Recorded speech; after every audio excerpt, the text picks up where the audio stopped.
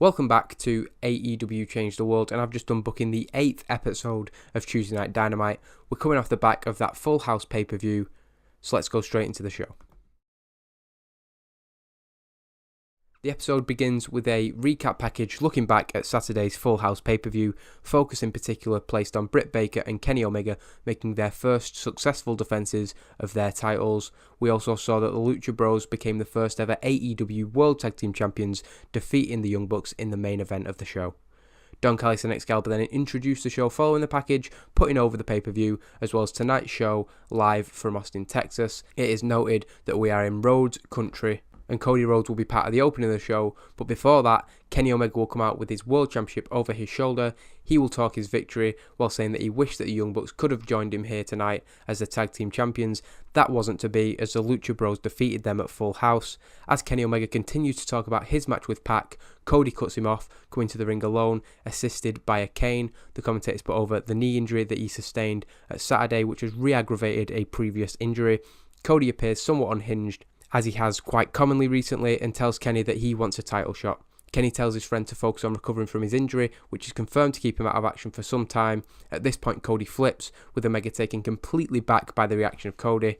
Cody begins to wave his cane around angrily, which brings his wife out from the back. She talks about the stress that Cody's been under, trying to reason with Kenny Omega that this isn't the real Cody. He's been juggling his in-ring career and his other roles, and it's really just getting on top of him. At this point, Cody snaps at his wife, saying that if he wants a title shot, he gets one. He puts over that he's a founding father of AEW, and what he says goes. Brandy Rose does not like this at all and dresses her husband down. She says that her and Tony have been talking and they've been forced to make a call. She then turns Cody's attention to the screen to reveal the man that they have contacted to bring some order to AEW. The video she shows him begins in what is notably the AEW office, which has been seen in various online videos. A man is heard on the phone. He's talking to Tony. The chair turns round to reveal it to be Cody's brother, Dustin Rhodes. Dustin introduced himself to AEW, saying that he's delighted to be on board, but this show isn't about him. Keeping it brief, Dustin explains that he's been brought in to serve as a checks and balances system to AEW. He says there's been a lot of complaints about conflicts of interest and the balance of power within the company, but as far as wrestling operations go, he has been entrusted by the AEW president to ensure there is a transparent, open and fair system in place as AEW continues to go forward. So he gets an above average rating for his authority figure gimmick.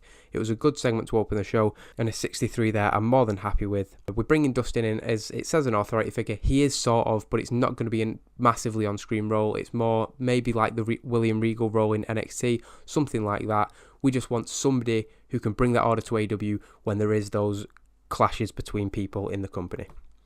We then go into the opening match of the night, Madison Eagles defeating Mizuki in 9 minutes 33 with a hellbound, a D plus 50 rating, a 59 from Madison Eagles, a 45 from Mizuki. Mizuki coming off the victory against B. Priestley at the pay-per-view, but Madison Eagles, after losing in a shock defeat to Britt Baker, is able to pick up a victory and regain some momentum. After the match, Madison Eagles stands tall in the ring. Her overness is only getting a 29 ratings, but her in-ring performances are really impressing us. She's definitely the star of the women's division so far. Following on from Madison Eagles' victory, the commentators introduced footage that was shown at Full House, recapping Tenille Dashwood's arrival in AEW. Dashwood was joined by her close friend Daniel Monet and was backstage at the pay-per-view. Giving a few words to camera, Tenille made it clear that she was delighted to be the latest member of the AEW roster. We then get an interview with Kylie Ray. Alex Marvez should be on screen talking about her match with Tenille Dashwood later in the night. She says that despite her losing streak, she is delighted to welcome one of the best in the world to AEW. Alex asks her about her chances of victory, with the plucky underdog saying that she has been getting closer to victory every week, and like her friend Erica Reed keeps telling her, she'll get there eventually.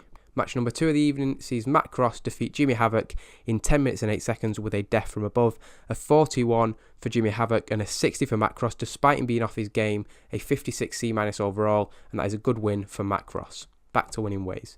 He stands tall in the ring. Priscilla Kelly and Darby Allin check on their fringe teammate Jimmy Havoc. The segment ends with a face-off between Matt Cross and Darby Allin, two guys who have impressed in the mid-card since the company started, and the commentators put over a potential match between the two of them and how great it could possibly be.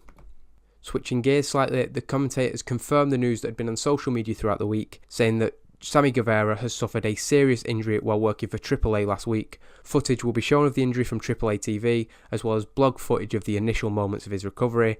Sonny Kiss was also interviewed and gave words regarding Sammy's injury, speaking emotionally about his tag team partner and best friend being out of action for potentially a very, very long time.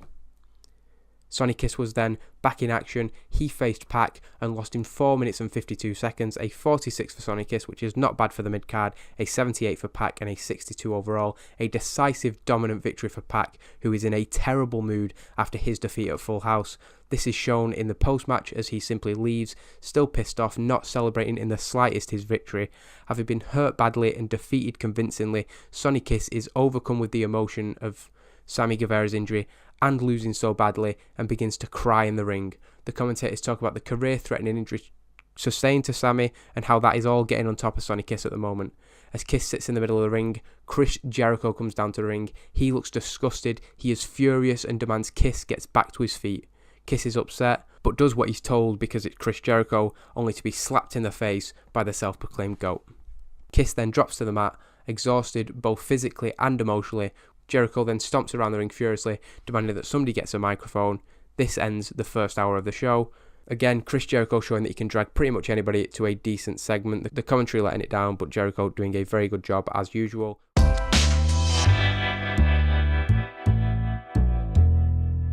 Returning to the second hour of the show, Chris Jericho has remained in the ring. The commentators explaining that he's been berating the audience throughout the break. Chris Jericho continues his tirade as the show returns, burying just about anybody and everybody in AEW. Particularly, he directs his eye at Sonny Kiss and mentioning Joey Ryan again, but he puts down Sonny Kiss's reaction to the defeat. Moving on to his Full House match, Jericho says that he proved against El Tejano that there is nobody from any company in the world who can match him. Chris continues to run down the AEW roster, begging for somebody to step up to him, daring them and telling them to see what happens if they do. Jericho says that just like he thought, nobody has the guts to step up. As he says this, he is interrupted, the lights go down, and in green letters on the screen, Angelico's name appears.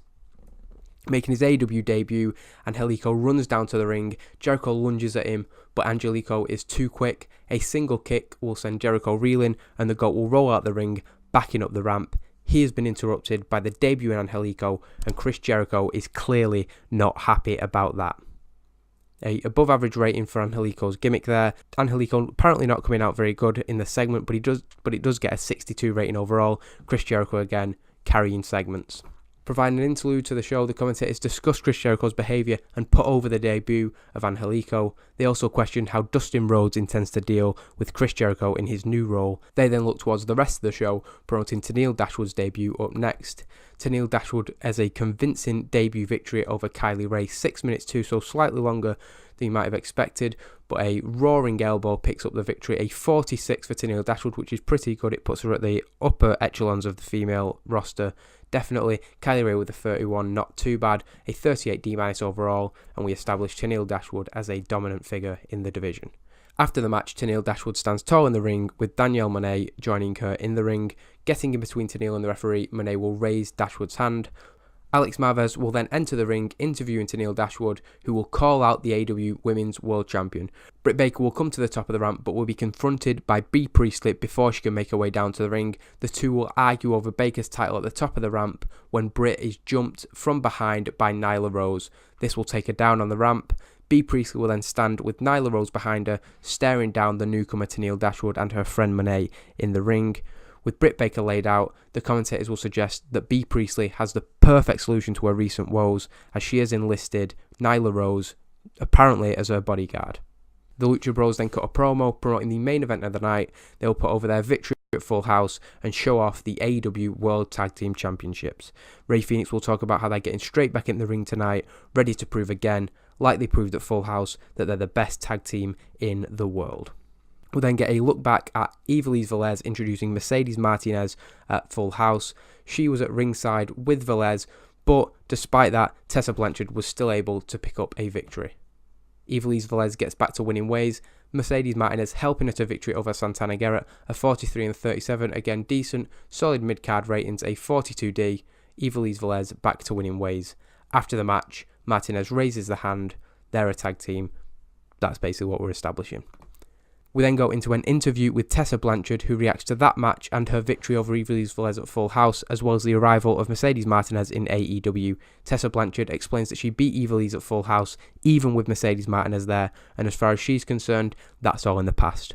Her focus is now on the AEW Women's World Championship. As she says this, Tenille Dashwood walks into the shot, followed by her friend. The two will exchange a glance before Dashwood continues walking by Tessa Blanchard and Tenille Dashwood with a little tease there. On to the main event, a 67 C+ rating, Pentagon and Phoenix way above their opponents, but nonetheless it was a decent wrestling match, but it didn't have much heat. Again, another problem that we're having, the Lucha Bros defeating Frankie Kazarian and Scorpio Sky in 13:44, Penta pinning Kaz with a top rope Styles Clash. Again, I really need to change that because I don't like that as his finishing move for every single show. Nonetheless, a good main event. Following the match, the Lucha Bros stand tall in the ring, raising the AEW World Tag Team Championships that they won at Full House. The commentators put this over. As the Lucha Bros celebrate in the ring, the Young Bucks come out, each holding a microphone. They applaud the champions on the way to the ring and put them over once they are in there, saying that the best team won at Full House and nobody can deny that. They do, however, point out that between the two teams it is now one win each, and maybe it's time for a decider, a rubber match. The Young Bucks look to get the crowd on board with the idea, and I'd expect that everybody would want to see a third match between these two great teams before they hand the microphone to the Lucha Bros to give their answer. Phoenix and Penta hesitate, we're looking to build tension, but they are cut off before they have the chance to answer. Coming down to the ring, Marty Scurll and Hangman Page say that they have a better idea, turning to Nick and Matt and remarking in a tongue-in-cheek manner that unlike them, Scurll and Page actually won their tag team match at Full House. The Young Bucks are surprised by the attempt to usurp them, and the two teams face off, Penta and Ray taking a back seat, raising their AEW World Tag Team Championships over their head. The final image of the show, a face-off between the Young Bucks and Marty Scurll and Hangman Page. So we're ending the show there with the Handsome Devils, as they called themselves, entering themselves into the tag team division picture. More tension within the Elite, maybe not so much a personal rivalry, but certainly competition between the two. And hopefully that creates intrigue as to where this story is going to go in the future. We didn't just want to do the Young Bucks via the Lucha Bros for a third time, so we're adding another team into the story to prolong that. Eventually I'm sure we will see it, but for now there is another team in the Tag Team Championship picture. That's the end of the show, a 67 C+ rating, the same as our main event. That's episode number 8 of Tuesday Night Dynamite in the bag. The post-pay-per-view episode providing a couple of surprises. Dustin Rhodes is in AEW, albeit not in an in-ring capacity, and Angelique was arrived, cutting off Chris Jericho as he continued to put himself above the roster. Kenny Omega and Cody Rhodes seem to be at odds, and the rest of the Elite drawing tension between them, with Scurll and Hangman confronting the Young Bucks. Again, it continues to be the Elite show, but with Dustin Rhodes now in charge, maybe it will see more balance come to the show over the next few weeks.